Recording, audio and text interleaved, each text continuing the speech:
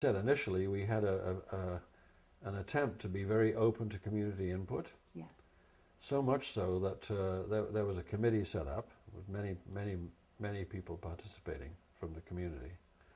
And we had a number of open meetings with maybe more than 100 or people attending, all very concerned and interested about what we were doing, and many different points of view as to how it should be done. Quite from one extreme to the other in terms of how things needed to be set up.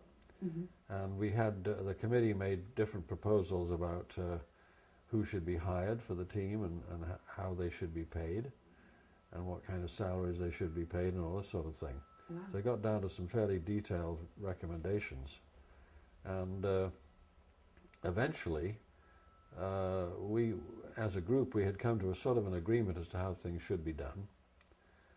And then at that point, the ministry began to become very anxious about what was happening, and felt that it was a little out of control from their perspective, mm-hmm.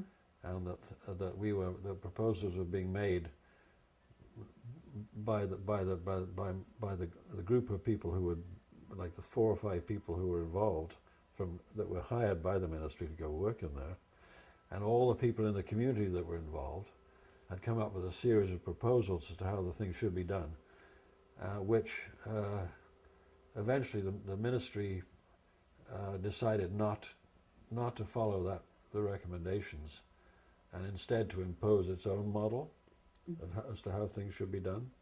So they backed right off after initially encouraging community involvement.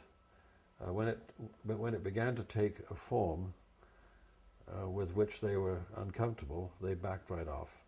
Right. And just basically imposed their own ideas as to how it should be done, which is again explained very well in that article by I can't remember the guy's name here. Persky. Stan, yeah. Stan. So he sort of goes through that in detail as to how that all came about. So, wait, just to have this on the tape, what was the difference between the government-imposed model and the community? Well, I think that it was the amount of input or the amount of even direction that would come from the community as to how the thing was done. Mm-hmm. Mm-hmm. And I mentioned the salary structure and stuff, those sorts of specific details around how the hiring and firing would be set up and so on. Right. So right. there were areas that the ministry didn't feel comfortable with the community being that involved.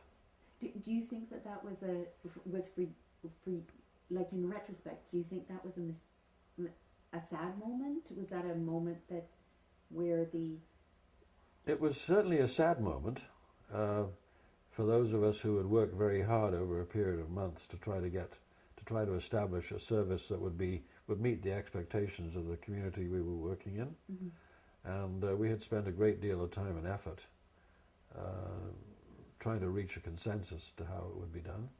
And at the end, we were fairly comfortable with what we had agreed upon.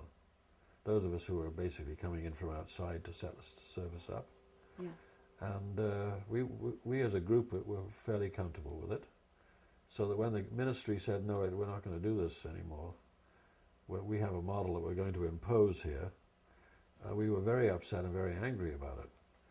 In retrospect, looking back over that many years later, it probably was a bit unrealistic. Some of the things they were proposing probably wouldn't have been all that practical. So I don't think in the long run any serious harm was done by the position that the ministry took.